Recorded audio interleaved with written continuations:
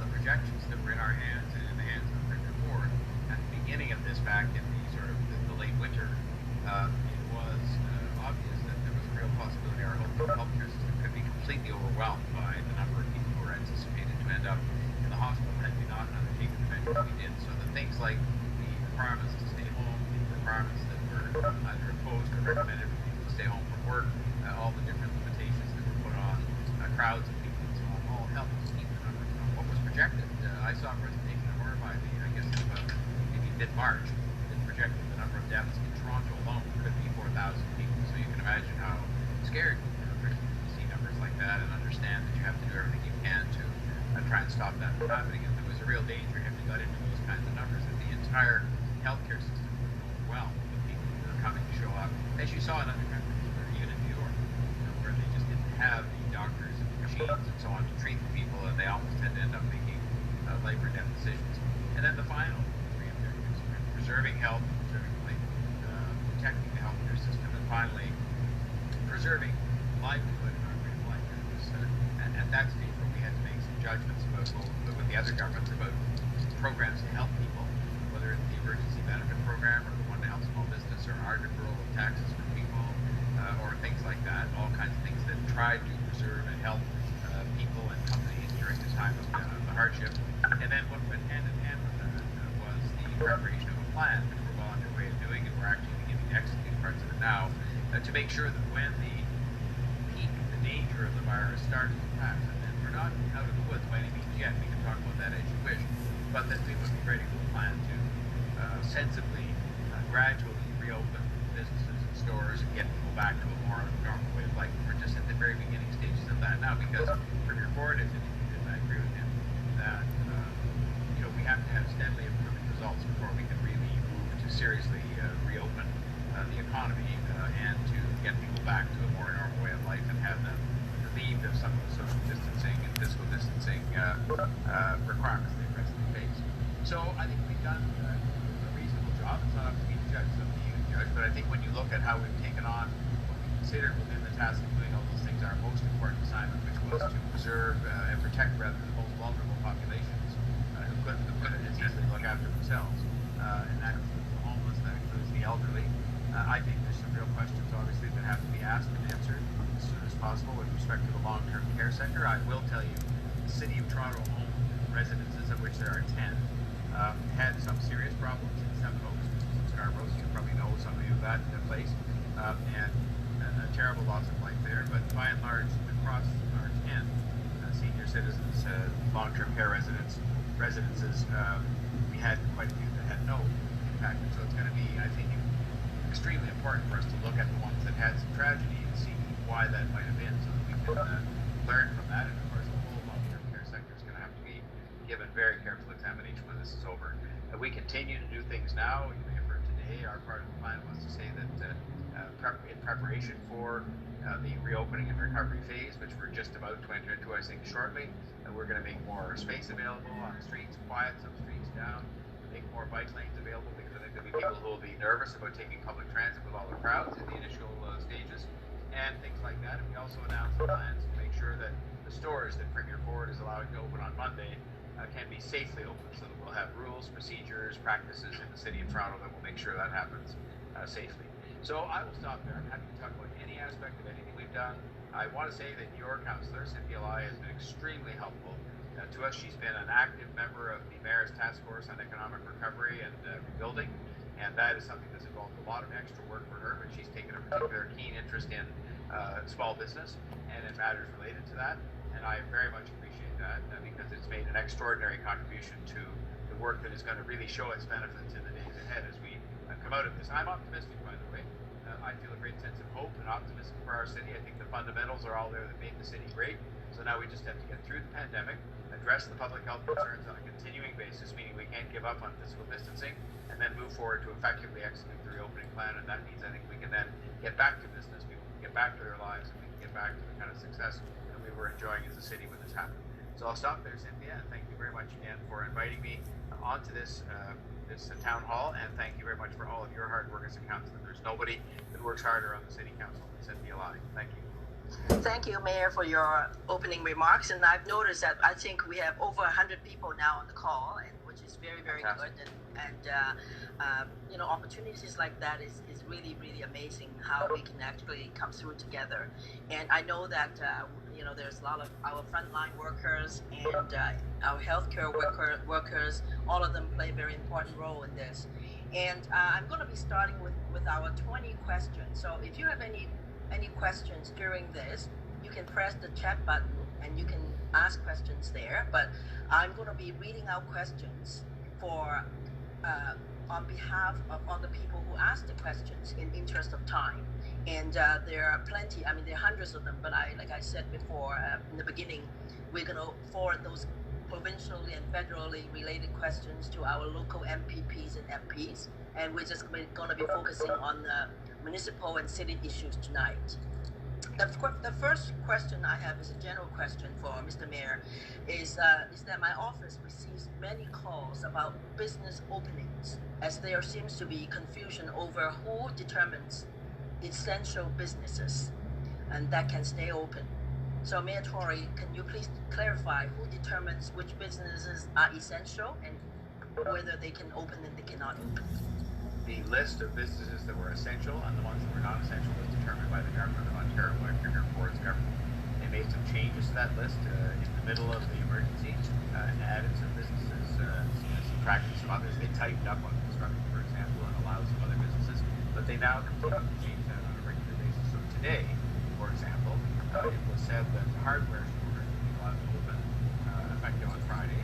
Saturday, I may have to mix up my days, but Saturday is garden centers and flower type stores, and Monday is other kinds of retail that have a street entrance, because what they want to do is not allow you to go inside the store yet, but rather to pick up your order. So that is a list that is being constantly reviewed by the Government of Ontario.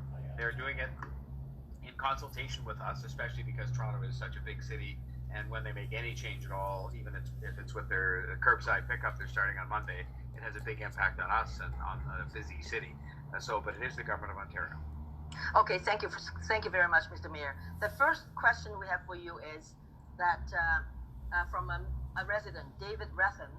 Thank you for not requesting emergency powers until the end of 2021. Why hasn't the city opened up its golf courses? If people can be trusted to practice social distancing inside Walmart, surely they can do the same outdoor.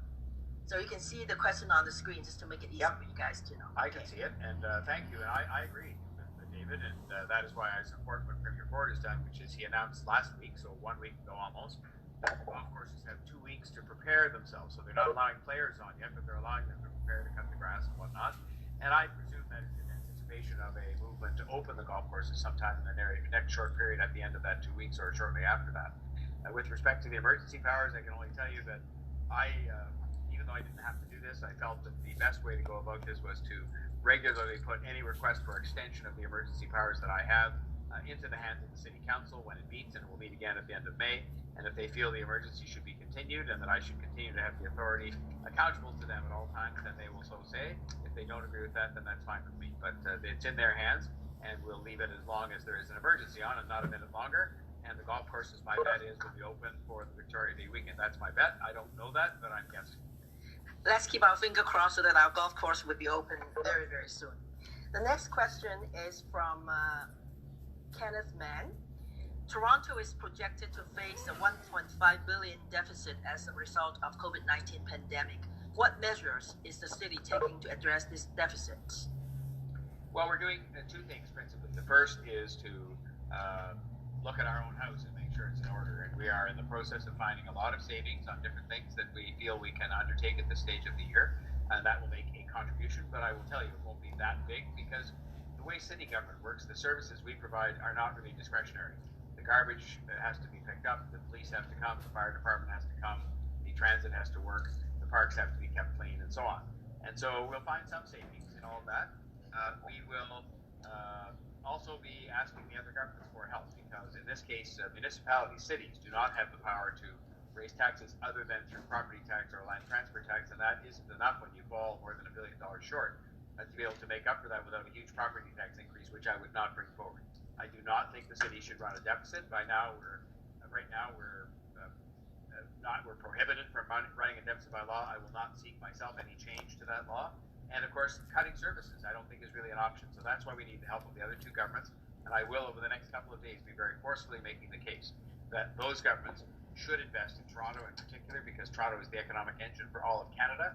And if they invest in Toronto, then they will get their money back at the federal and provincial governments through income tax, sales tax, corporate tax, and so on. We will rebuild a strong economy here, and we will power the rest of the country to a successful recovery. So we're going to make it up from the other governments. We're going to make it up from some savings that we're going to achieve, but we will not do it through substantial property tax increases or cutting services to any meaningful extent, because that's not the right way to go about this. Thank you, Mayor, for your commitment. And I've seen you in action and taking the leadership and actually, advocated Toronto to the two other levels of government. So we hope that we can work together and maybe give some pressure to our MPs and MPPs so that, they will look after the economic engine of Canada. Thank you. Next question is a no name. It's called in voicemail. The mayor has said that the city is losing $65 million a week. How is the city losing money? Well, we're losing money because there's revenue we expected to take in, which we're not getting. So I'll give you the best example and the biggest one, which is transit. Right now, the transit system is carrying each day about 500,000 people. Normally, it carries 1.6 million people every single day. So when you have that many people not on transit, then we're not getting the money from them tapping their Presto card. And so that is amounting to about $23 million every week in transit money we don't get. So there's the first $23 million of the 65. The rest of it comes from things like land transfer tax revenues that we're not receiving because people are not buying and selling houses the same way. It comes from loss of permit fees. There's a lot of permit activity that is not being undertaken at the moment. And then there's increased costs. And the increased costs include the increased cost of looking after the vulnerable populations I referred to, especially homeless people, which have been costing us tens and tens of millions of dollars over the course of the pandemic, overtime for city workers, and many things like that. So it comes out to $65 million a week pretty quickly because of the scale and size of the city's budget, which is about $14 billion. So $65 million a week is a very significant sum of money, but it's not that big when you look at it in the context of a $14 billion city government. Thank you. Okay, I see a couple of questions that have come up on the screen of the chat. What I'm going to be doing is that we will address those questions when we finish with the 20th questions that we have in line here. Thank you. The next question is from a no-name person from the voicemail. With most businesses closed and many people are not working and able to pay bills, can the city cancel all 2020 property tax for everyone? Well, the short answer is no. I wish I could say yes, but here's the first factor to keep in mind. This is not being insensitive at all to the number of people that are having troubles out there, but the vast majority of Torontonians still have their jobs. Many more people than we would have ever expected lost their jobs because businesses suddenly closed down and all this kind of thing. But many people still have their jobs, the majority of people. And so those people I know they might have had to struggle before paying their taxes or paying their rent or paying whatever, but they are still in the same position they were before the pandemic started. And look, the other reason besides that is the fact that the city simply can't afford to cancel taxes for 2020. Out of the property taxes, we take in about property and commercial taxes close to $5 billion a year from that. And that $5 billion a year, if you didn't take in that money because you forgave people their taxes, you would simply have to make massive cuts to childcare, to transit, to housing, affordable housing that we're building, and all things like that. So if we want to keep doing those things and keep supporting people and keep expanding affordable housing and keep expanding transit, then we have to keep collecting taxes from all who can pay, which is most people, and we did do a deferral, which was meant to give people a break who might have had some cash issues, and people don't have to pay any taxes through until June the 1st. And ordinarily they would have paid on both April and May the 1st some installments. So we tried our best to give a bit of relief to people to keep some cash in their pocket until that time. Thank you. And the next question, I think, is just a follow-up on this question, is from Mr. Paul Jones, the director of Shepherd East Village Business Improvement Area. Should the City of Toronto waive the property tax payments for the period from March 1st to June the 2020th? Well, we explored this. I will be honest with you, we explored whether we could defer it longer than 60 days, because we have deferred for 60 days until June 1st.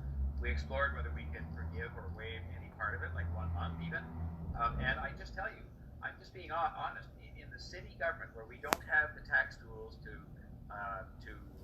gain that money back, where we cannot run a deficit by law, we're not allowed to, and I don't think we should be.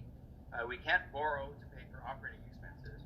So the answer to the question becomes no, because the only option we would then have if we waived property and commercial tax payments is to dramatically cut services or to dramatically raise taxes. And I think it's a very bad time to raise taxes by any significant measure, and I think it's a very bad time to cut services because the services are often going to serve people who have the greatest degree of vulnerability. So the answer is, I wish I could say yes, but the answer is no to waiving taxes. We've done a deferral, but we cannot do a waiver.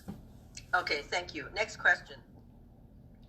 Is the city ticketing people who have friends visiting if the friend stays outside? Can the police ticket multiple people driving in a car from different families? Are the police currently ticketing people driving around? The answer to all of those is basically no.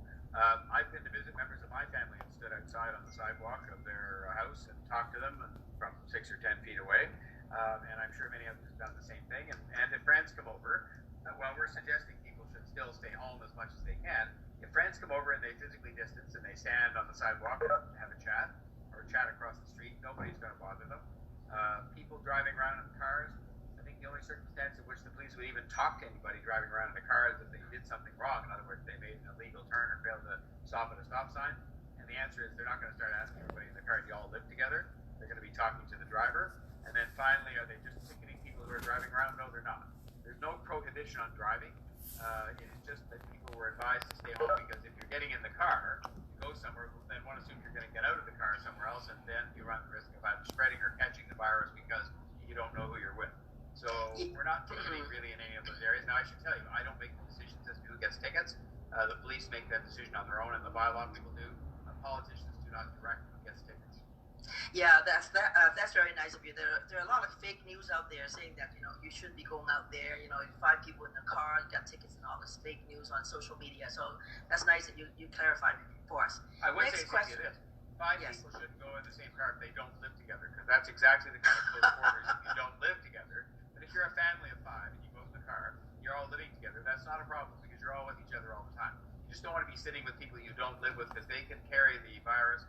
Right. Give it to you, and then you take it back to your house and give it to your family. And that's what we're trying to stop. Okay, great. Next question is from Kenneth Mann. Asian Canadians are concerned about the recent spat of racist and xenophobic actions of individuals as a result of COVID-19. Some actions are even being exhibited by politicians such as the PCMP Derek Sloan. Given that our ward has a large Asian and Chinese Canadian population, what steps are you, the city, taking to combat these racist and xenophobic sentiments?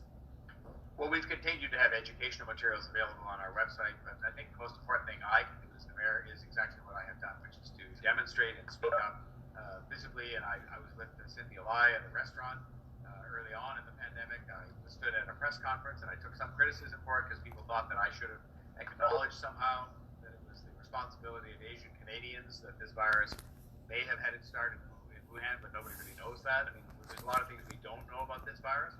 And so I would just say, even if it did start there, that's no reason to be discriminatory against Asian people, Asian Canadians, or any Asians.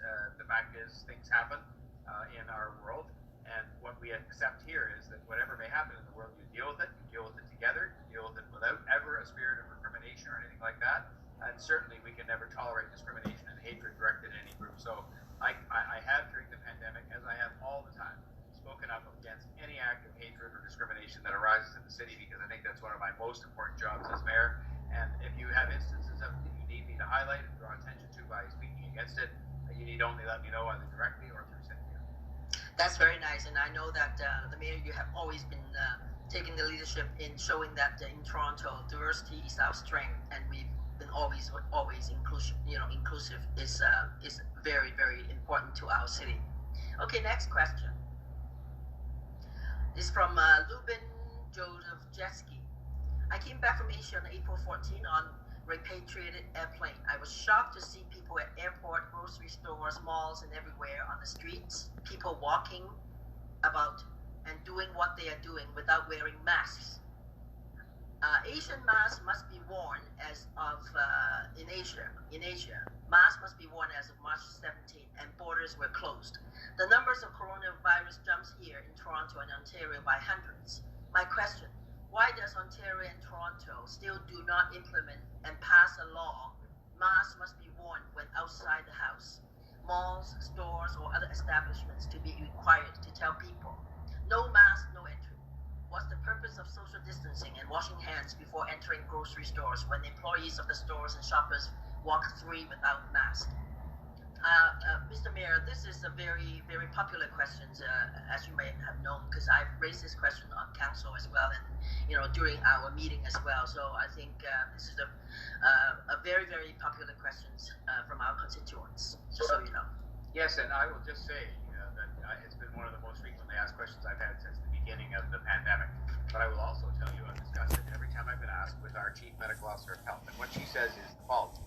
It can't hurt to wear a mask, but of course the principal benefit if someone wears a mask is to the person wearing it if they have the virus. In other words, it helps you not to transmit the virus. It doesn't really help you much as someone who might catch the virus by getting it onto your skin. The virus, as you know, transmits itself through water droplets that come out of people's mouths. And so if you're closer than 6 feet to somebody, you could just be talking to them, and unknown to you, the water droplets could be coming out of your mouth. And of course, if somebody else has a mask on, it will stop them from landing on their lips and their nose, which is where it counts. But there's nothing to stop it from being on their hand, for example, and then the hand gets rubbed on the mouth or in the eyes or whatever. And so the medical officer of health has said to me that while it doesn't hurt to wear a mask, she has not yet given us the advice. And if she gave us the advice tomorrow morning at 9 o'clock, everybody should wear a mask, I would concur and support that instruction.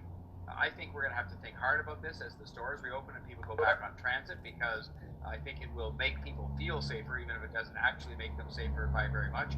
And I'm aware of the experience in other countries where they basically either made it mandatory or everybody just does it.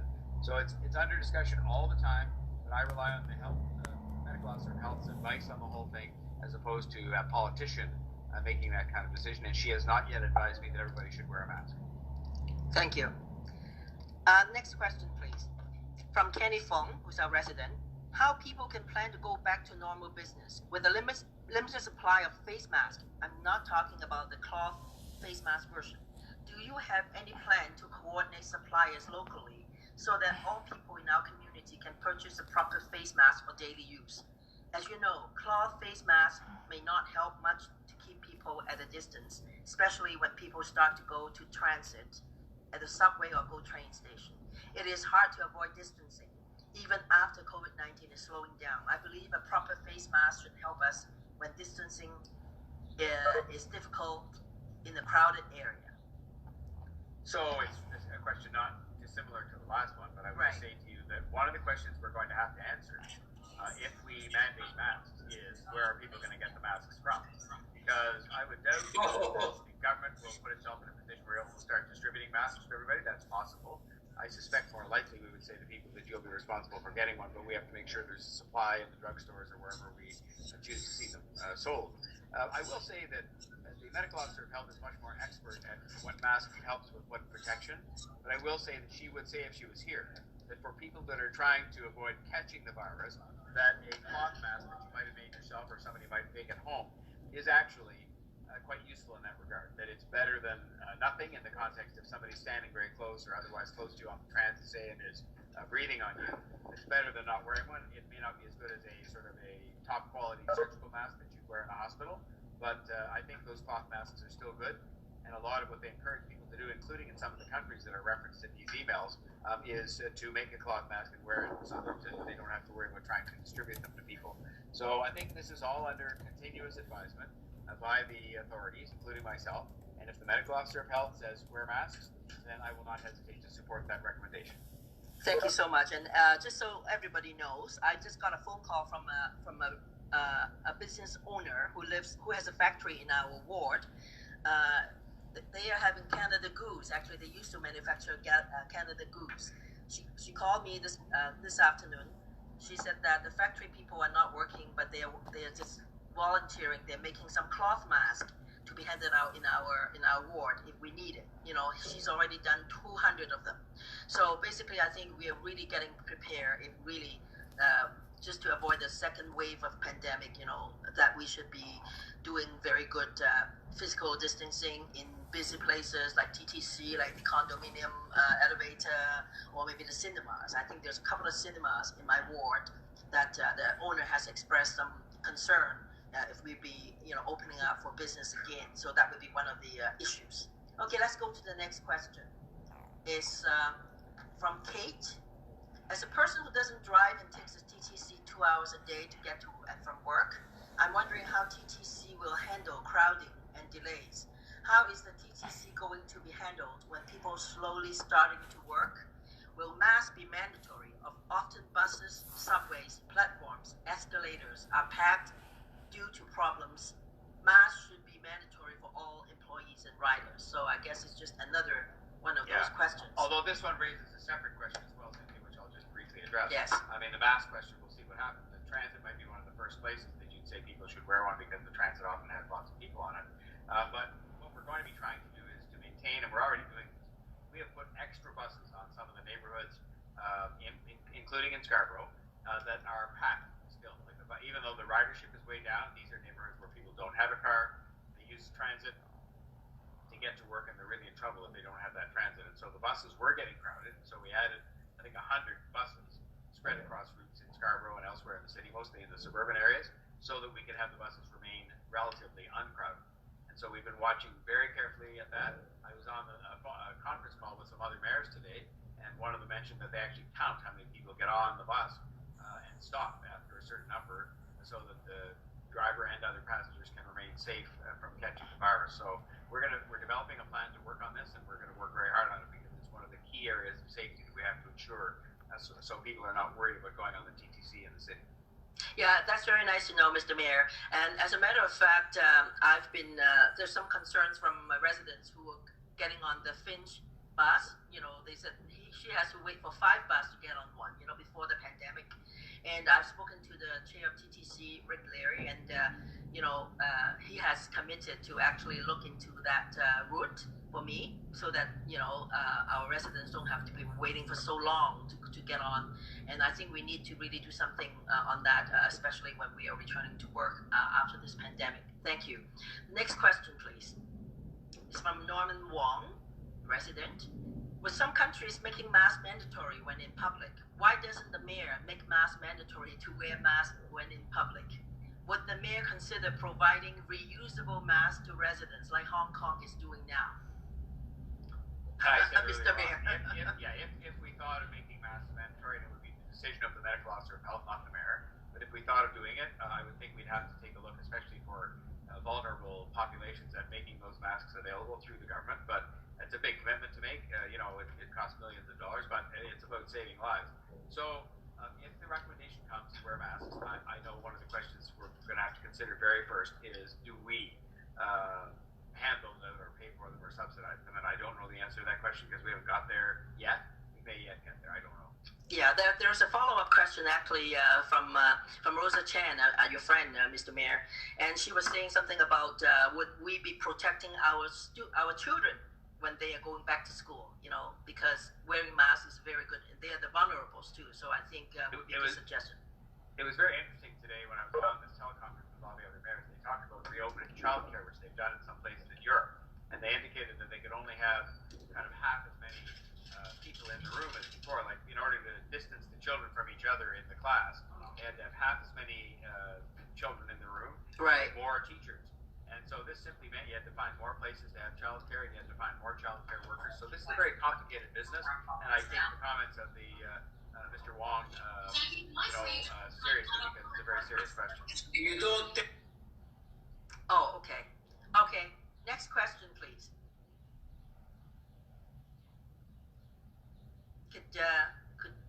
Okay. Next question is from Joyce Tang. Do we have enough PPEs for the second round of the pandemic? Well, I'll say this. We certainly have a supply that has been all the way through better than in some other places. So, for example, at this moment in time, and of course, if a second wave comes, and I certainly hope it doesn't, but if it did and it was big, we have to kind of keep buying more inventory. But today we have, as of this day right now, 500 days supply of surgical masks. So a 500-day supply is like more than a year and a half.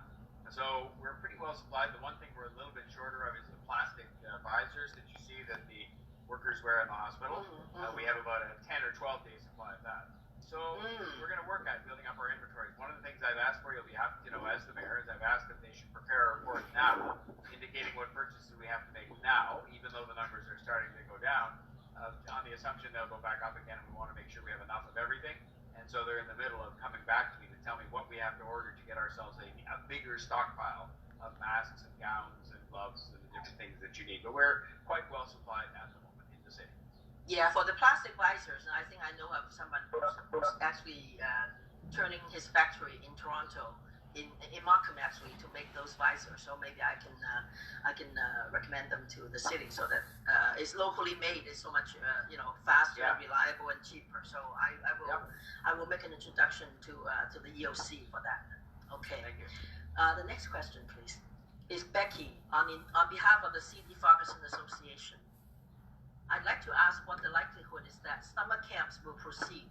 If there are summer camps, what protocols will Parks and Recreation adopt to ensure the safety of children and staff?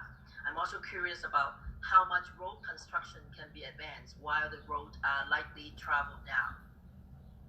The answer on the second part of the question is a lot of road construction and water main construction and TTC track construction can be advanced.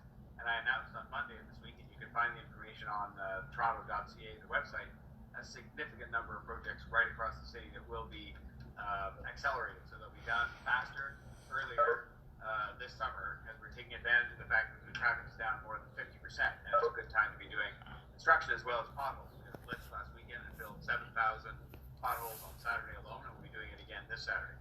So we're accelerating a lot of construction. With respect to the summer camps, we have deliberately not made a decision on that.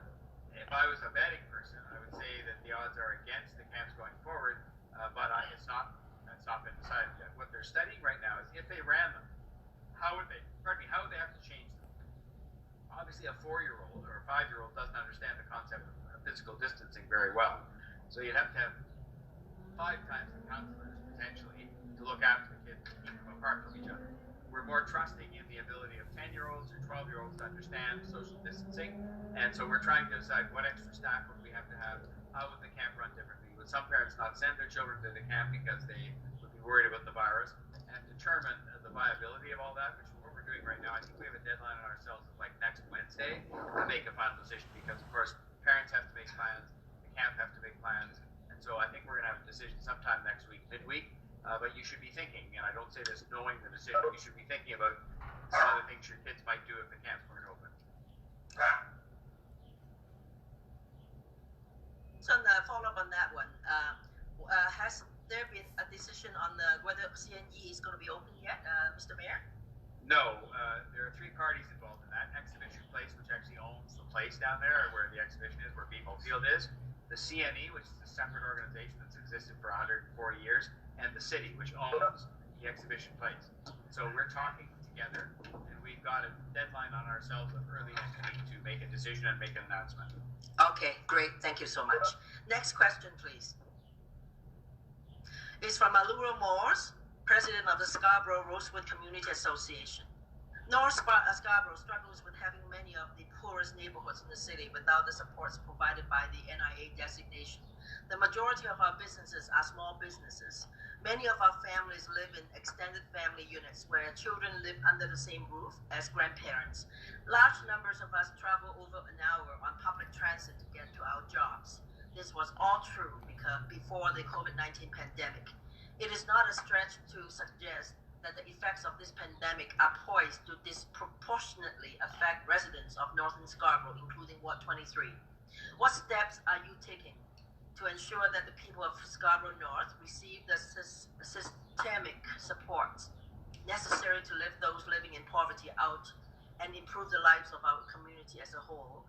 And who are you working with the community to achieve this? Well, first of all, we have a very robust program both before the pandemic started and during the pandemic to help the most vulnerable people. So we're working with the United Way. We divided the city into 10 areas, and we're having a social service agency and ourselves oversee the delivery of a broadened range of services to vulnerable people, including those who are impoverished. And so we're doing that.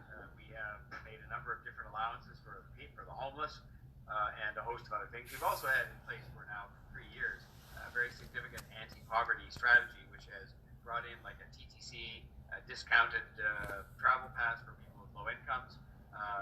It's brought forward a whole host of initiatives like that. The two-hour hop-on transfer, which helps people who are lower income, if they get off and do some shopping, get back on. If it's within 2 hours, they don't have to pay a second time. Think of that, how much that adds up to hundreds of dollars potentially over the course of a year. We brought in, a host of other things like that.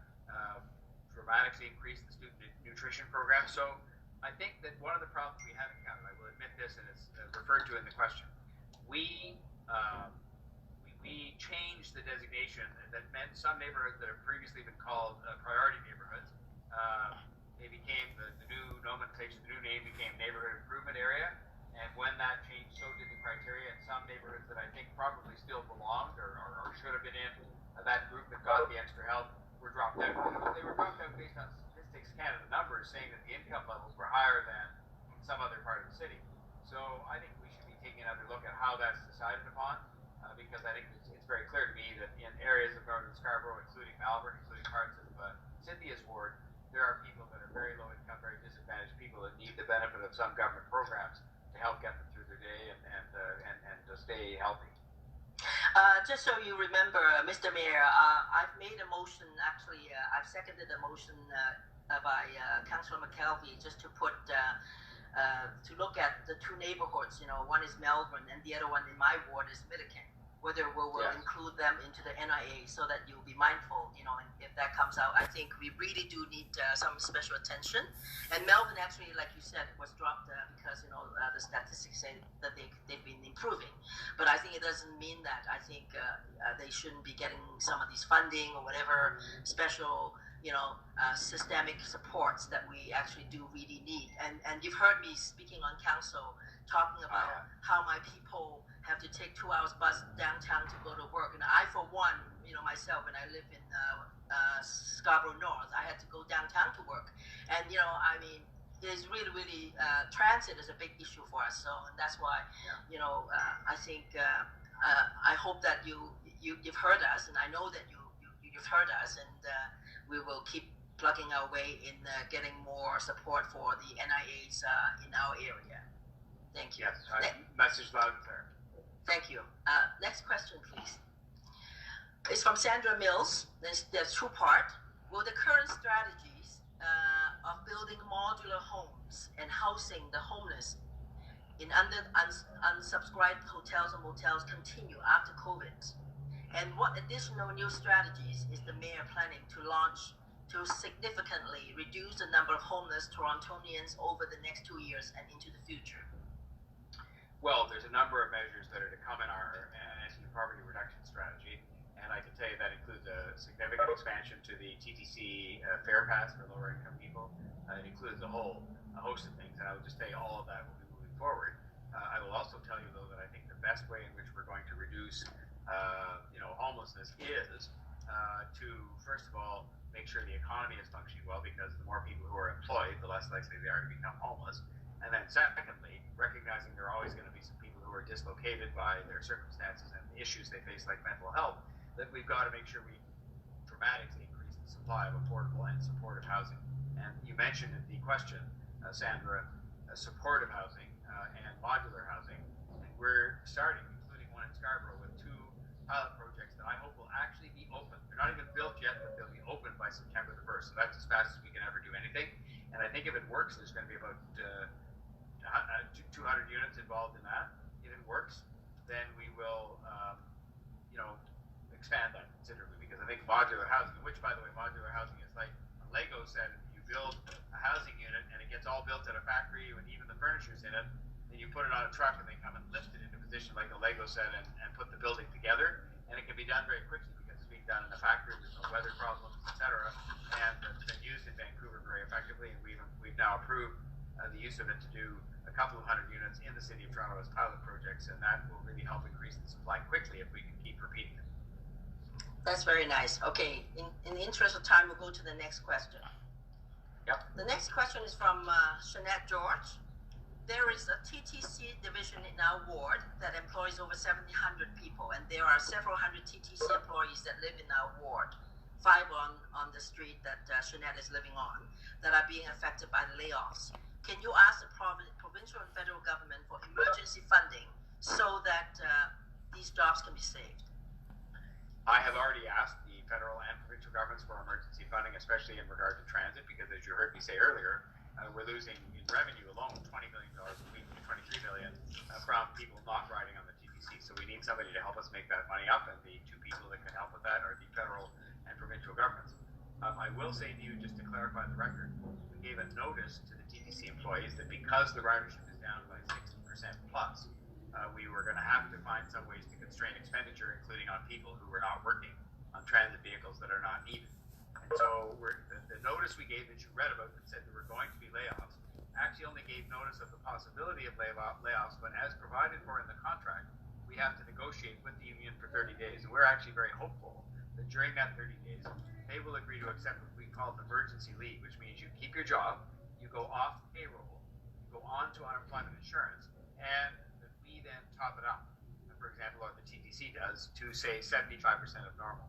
And the city unions, Local 79 of QP and Local 416 of QP, both readily agreed to that on the basis that was fair for their workers and avoided a complete layoff where you literally move somebody out of the company and they have to sort of completely reapply to get back in. So I think we're very hopeful that the TTC union, Local 113 of the Amalgamated Transit, will agree to that kind of a very sensible, pragmatic arrangement and thus save those jobs, but still allow us to save a little bit of money until things get back to close to normal. Thank you. Next question, please. From Sheila White. It's regarding personal protective equipment. The divulge of latex gloves and medical masks littering retail parking lots and neighborhoods. During the pandemic, why is the city not strictly enforcing litter laws? For example, can the city force establishments to keep their sites clean as required under the municipal code, and also require the provision of a waste bin on site for used gloves and masks? And what can members of the public, the city, and the businesses do to help make this a cleaner city right now? Well, the members of the public can start those who are throwing the stuff down on the ground, which they are. And I've had quite a few complaints about this outside hospitals, outside stores. People are just throwing the masks and gloves down on the ground. And they can stop doing that. Put it in your pocket, take it home, put it in the garbage there. With respect to the laws, we are enforcing the litter laws, but I think you'll understand in a city the size of Toronto, where you have bylaw inspectors that are doing all kinds of different tasks. They're inspecting all kinds of things and watching for all kinds of behavior, including the self-distancing, that it isn't always possible for them to be standing beside everybody who's going to drop a coffee cup on the ground. So they are enforcing it. They're enforcing it as best they can. And I would only say to you that the city, in terms of forcing establishments to keep their site clean, we do that. And if somebody has a complaint and they phone it into 311, we will send somebody out, in that case, proactively to see if they're right there that's making the mess. I think the person that made the mess last week was actually caught out, and there was somebody that was charged with something. So I think people have been getting tickets. I just don't think it's a big thing that's showing up in the newspapers, but we're trying to enforce the law as best we can, and people have to take an element of personal responsibility for not throwing this stuff on the ground. Yeah, I think this is a really important that we have to keep our city clean for curb appeal, and then, just to uphold our good status, in the world, record and very clean city. Okay, thank you. Next question, please. This is, just so you know, this is the question number 19. It's from Connie Tong. My question to the mayor is, what plans do you have to support artists and art organizations in Toronto? Well, we've confirmed to the arts organizations that we're going to try and accelerate the flow of funding if we can from some of these grants that are sometimes paid later in the year, because we know they all have cash problems. We are very supportive of arts organizations, and hopefully our support, including flowing that support earlier than might have been the case otherwise, will help some of these organizations with cash, which is what they need right now.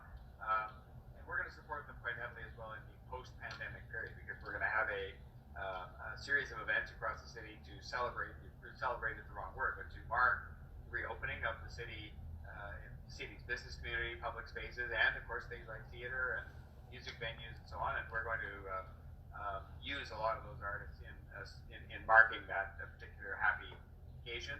And the city of Toronto, even last year in a difficult budget year, significantly increased It's funding to the arts, and we've done so. We've increased the funding every year that I've been mayor. We will continue to stand behind arts and artists. I announced something just this week where we're having something called City Hall Live, where instead of doing it in the rotunda where we used to do it inside the City Hall, we're having 3 artists that get paid by the city each week to put on an online performance to showcase their talent. And the money that's raised goes to something called the Unison Music Fund, which helps musicians who are in trouble. So I think we're trying to do some things to help, and I think that they are helping, but there are still people that are in trouble. That's very nice. Okay, thank you. I know for a fact that Mr. Mayor is really, his heart is into arts all the time, because I see him being very, very passionate about arts and our organization. So I'm sure that he's going to do something on this one. Next question, please. This is supposed to be the last question, but we'll have a few more. So basically, seeing time, giving the time. This one is from Johnson Ng, a resident. Cases in long-term care homes tend to adversely affect the city statistics. How does the fight look right now? What statistics will be utilized to signal the initiation of the planned reopening of the city? How flat do the numbers need to be? Can you explain what flattening the curve means? It could take a day. No, the flattening curve is actually way easy. Okay. Because when the number of cases is growing and growing like this, you get to the top, which is the peak, and then oftentimes you go over the top and down. What we talked about in order to protect the healthcare system, you might remember those who were with us from the beginning, that was one of our objectives all the way through. So the flattening simply meant you go up and up and up to the peak like that, but then the curve would flatten and maybe stay at that level for a while before it went down. And the purpose of flattening the curve was to protect the healthcare system so that you didn't get a rise right up to the top of the peak. Numbers are looking better now. The medical officer of health has said that it is reason for cautious optimism, to use the word she uses. There were 2 sets of breakouts of the virus going on, one in long-term care, which seems to be under control now. It's being much better managed.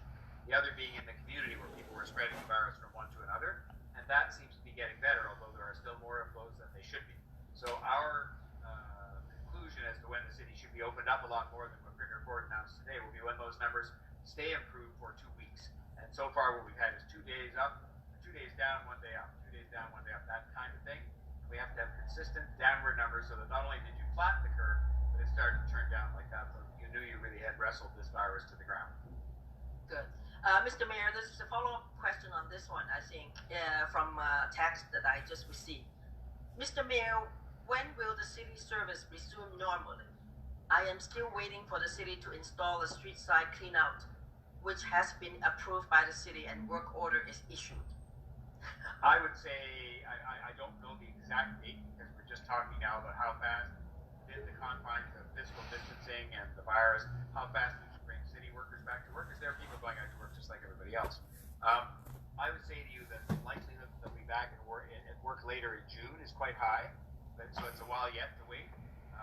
It may well be you want to call Cynthia's office or call 311 and see if they can speed it up, because there are some crews that are doing things like this as it relates to flooding and a bunch of other things. So you might want to call the office and just check. But I would say if you're relying on the normal course of business to resume for different city services that right now are not being offered in the same way, I would say you're looking well into June for that, just because I think it's going to take that long for the numbers to improve in the manner that I discussed. Yes. So if HBC, if you're on the line, so you can probably call my office and we can coordinate something for you. Another question is from Lorna Wigan. I'm concerned about the climate crisis when COVID has passed. How will you improve the bicycle lanes in our area on Midland Avenue in particular? Hopefully we will have more bike lanes in the city in the future. Well, you may have seen that I announced today that you will. We're taking the entire 2020 bike plan that's been approved by City Council and implementing all that. Now, I can't remember, to be frank, whether Midland Avenue was in there or not. I remember mentioning Midland Avenue today, but I'm not sure if it was on roads or bikes. We are accelerating a lot of road construction. We are going to be taking some streets and turning them into quiet streets, which means they're going to be local streets and there will only be local traffic involved. In other words, only you and the people that live on your street will be able to drive on that street, and it'll have a much lower speed limit and various barriers to kind of drive around, so people are discouraged from driving quickly through those areas. And that's to give people who don't live close to parks more of an option to go outside and be having a walk if they don't have a yard. All those things were announced today. I think you can find the details of that at toronto.ca. It's called Active TO, the program. It has more bike lanes faster. It has quiet streets. It has some major streets closed down, at least on weekends, that are near parks to provide people with more space to move around. And these are all things that will not only be good for the post-virus recovery, but also they'll be good for climate change, because they will, permanently, or in many cases permanently, make options available to people to use other forms of transportation other than a car. Well, Mr. Mayor, I must say that I'm very impressed with your plan that you've introduced to the Active TO. Actually, when Amanda from your office called me, I actually made a point to mention to her that big time that Scarborough North needs that kind of bike lane. And I do have a lot of residents concerned about, because we do have a lot of residents who are biking, but on the sidewalks, and it's quite dangerous.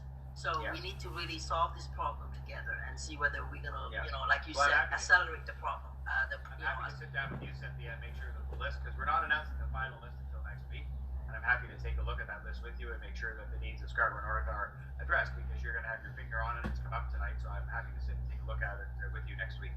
That's very, very nice. Thank you so much. And I think I'm just going to quickly go to the chats and see whether they have some questions or whatever, since we have a few minutes left. There's some comments and stuff here. I think hopefully we'll have a more bikeable city in the future. See, this is good. That this is a lady. You will. That, announced today. Announced quite a few specific locations, with more to come next week. Yes, good. Okay. And garbage collection fees are set to rise again. Yet people who rarely use the service due to stringent waste reduction efforts have only the option to relinquish their bins for 6 months.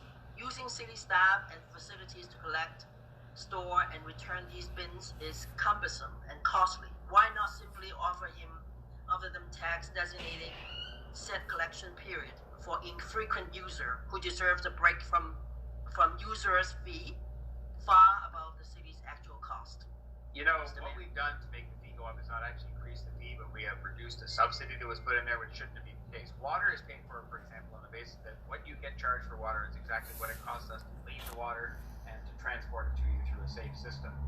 We're moving the same with garbage. We're going to say, look, you're going to pay for garbage pickup and recycling exactly what it costs us to pick up the garbage. I think the idea, now that we're down to a small bin, you can't get one that's like this big and you can put 2 Kleenexes in it.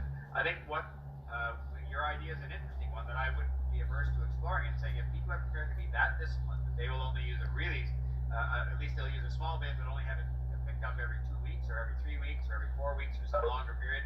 I'm prepared to take a look at that, because the theory has been only that we make the user pay for how much garbage they produce.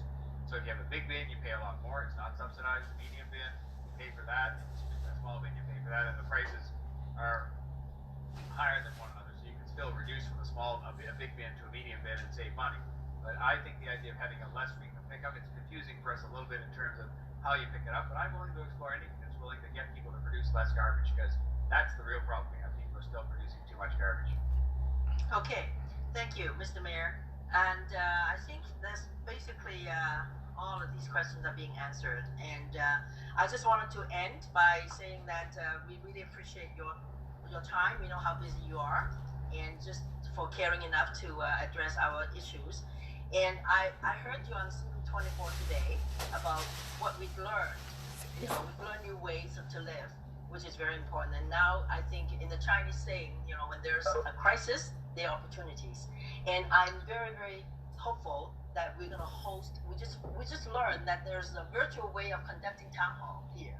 So having said that, I hope that we will host many more of these types of meetings going forward for my ward, and hopefully, sometimes you can join us. And but in the meantime, please everybody, watch your social distancing, follow your directives, stay home, save life, and just be safe. And I wish everybody a good evening, and thank you, Mr. Mayor. Thank you very much, Cynthia. Thank you, everybody. The city's still a great city. Thank you very much, Cynthia. Yes, Bye-bye. yes. Okay, everybody, goodbye. Thank you.